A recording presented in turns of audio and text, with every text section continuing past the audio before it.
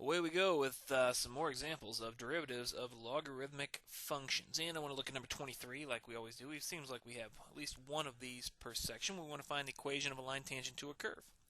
Y is equal to the natural log, in this case, of x squared minus 3. And you'll notice that if we put 2 in for x, 2 squared is 4, 4 minus 3 is 1, the natural log of 1 is 0. So 2 comma 0 is going to be a point on the graph of this function y equals natural log of x squared minus 3. Equation of a line tangent, so the usual. And we want to find first the slope.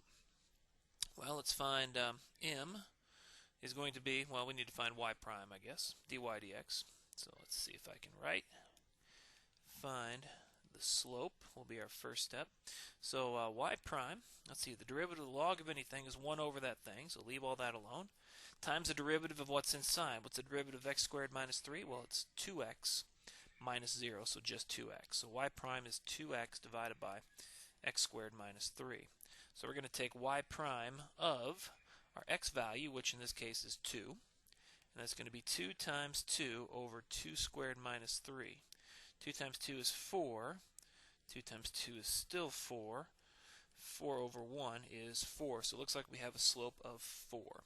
So we're going to have the equation of a line that goes again through our point that's given to us at 2 comma 0 with a slope of m equaling y prime at x equals 2, a slope of 4.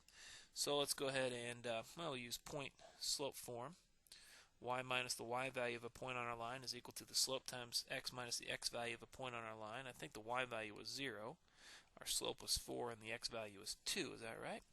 So y equals 4x minus 8. Y is 4x minus 8. Let's check it out like we like to do.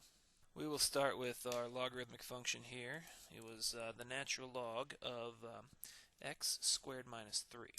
And there it is. You can see 2 comma 0 is definitely a point on the graph of this thing. Now let's put on our line, and we want 4x minus 8, I think it was. Let's check it out. Hey, there it is. Look at that. Tangent touches the graph at 2, 0. Is the same direction as the graph at that point. Well, we're getting pretty good at those finding the equation line tangent problems. All right, let's do some logarithmic differentiation.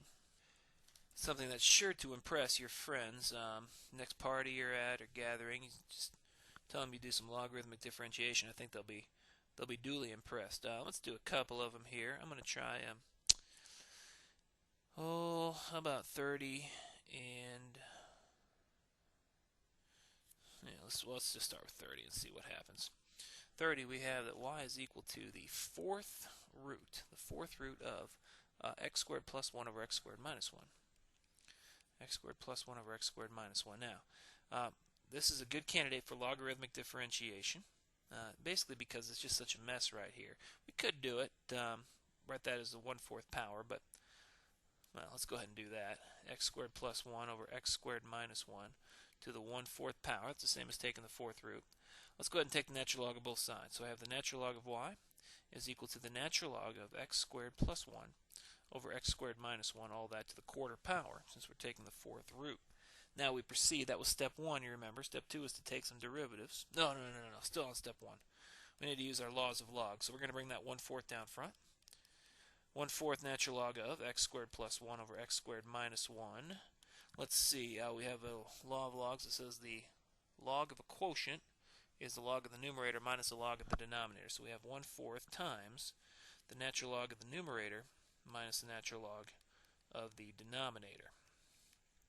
Alright, I think we're ready to roll now with our implicit differentiation. Remember, y is a function of x, so the derivative of the natural log of y is 1 over y times the derivative of y with respect to x. On the right side, over here is what we're looking at. We have our constant. We can just bring that down. Times the derivative of the natural log of x squared plus 1. Derivative of natural log of something is 1 over that thing. Times the derivative of the inside function. What's the log of x squared plus 1? That's right, it's 2x. Minus the derivative of the natural log of x squared minus 1, which is going to be 1 over x squared minus 1, times the derivative of x squared minus 1, which is also 2x. So the next step then is to solve for dy dx, and you can see that we can do that very simply by just multiplying both sides of our equation by y. So we have y over 4 times 2x over x squared plus 1 minus 2x over x squared minus 1. Finally, we will substitute in for y what it's equal to in terms of the original function. Y was the fourth root of all this stuff, so we have the fourth root of x squared plus 1 over x squared minus 1. Oh, I guess all that over 4 times 2x over x squared plus 1 minus 2x over x squared minus 1. If you like, we could multiply this 1/4 through here, and that would cut things down. So we would have the fourth root, x squared plus 1 over x squared minus 1. So I'm multiplying this 1/4 through. Cancel with the 2 on top. So we're just going to have x over 2 times the quantity x squared plus 1 minus x over 2 times the quantity of x squared minus 1. I mean, you could leave the 1/4 out front if you like. It doesn't really matter. These are getting kind of fun, aren't they? Let's try maybe another one here. At least set up. Let me try number 36, where we have y equal to the sine of x, and that raised to the natural log of x power. Well, this looks like a good candidate for logarithmic differentiation. Let's take the natural log of both sides. So the natural log of y is equal to the natural log of the sine of x to the natural log of x. Now, by the laws of logarithms, I can bring this exponent here down in front. If you take the log of something to a power, you bring the power down in front. So that gives me the natural log of y on the left, and it gives me the natural log of x times the natural log of the sine of x on the right side. And so now you're going to use implicit differentiation. I'll leave it to you guys from here. But you'll have two functions here. The first one, natural log of x. The second, the natural log of the sine of x. So you're going to have to use the product rule. First times the derivative of the second plus second times the derivative of the first. Remember, taking the derivative of the second function is going to be 1 over the sine of x times the derivative of what's inside. So, and remember, on the left side here, you'll have 1 over y times y prime, or dy dx. And so the last step will be to multiply again by y. And so you have that sine of x to the natural log of x times whatever you get for this derivative here. Alright, let's maybe look at one more problem here. And let's set up number 37 for you. Maybe we'll end up doing the whole thing. I don't know. It's hard to say. Number 37, we want to find y prime if, let's see, y is the natural log of x squared plus y squared. Well, let's try this just with implicit differentiation. So remember, implicit differentiation is what we use if we can't solve for y explicitly as a function of x. We just have to think of y implicitly as a function of x. So by implicit differentiation, on the left side we have 1 over y times y prime, or dy dx. On the right side we have the natural log of something. The derivative of that is 1 over that thing times the derivative of what's inside. Well, what's the derivative of what's inside here? Well, it's 2x is the first part, plus the derivative of y squared is 2y dy dx. Okay, so we have to solve this for dy dx. Let's see, what are we going to do here? Well, let's go ahead and get it out of the parentheses, so we'll have to distribute on the right side. So I got 1 over y times, let's go ahead and just use y prime instead of dy dx, if it's okay with you guys. So I got 2x over x squared plus y squared, plus 2y times y prime over x squared plus y squared. So I just distributed this 1 over x squared plus y squared to both of those terms. Now we're trying again to solve for the y prime. We have two of them, one here and one here. Let's get them on the same side.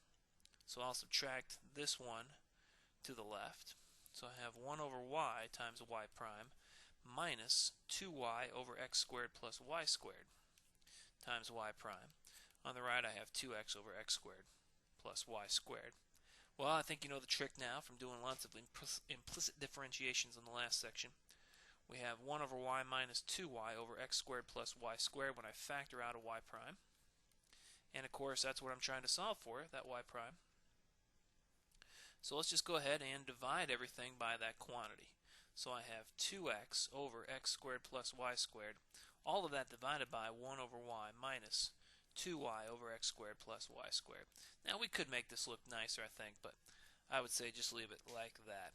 And you know, put that in. If it doesn't accept it, you may have to do a little bit of algebra to simplify it, but you guys are all algebraic experts. One thing you could do, I guess, to simplify this complex fraction, if you wanted to go farther, you can multiply everything by the least common denominator of x squared plus y squared and y. So I could multiply everything by y times x squared plus y squared. And notice what happens here. In the numerator, the x squared plus y squareds disappear, and you're going to have a 2xy. In the denominator, let's see, the first term, the y's are going to disappear, and you'll have a 1 times x squared plus y squared, or just an x squared plus y squared, minus, in the next term, the x squared plus y squareds disappear, and you have a 2y times y, so minus a 2y squared. So we're actually left with a 2xy over x squared plus, let's see, y squared minus 2y squared is going to give us just a negative y squared. So that wasn't too hard to simplify. There is our answer. That is y prime, the derivative of the original function. 2xy over x squared minus y squared is our answer. All right, should be in good shape for your 3.7 homework. Let me know if you have any questions. The password to get into the homework is sentient, S-E-N-T-I-E-N-T, which,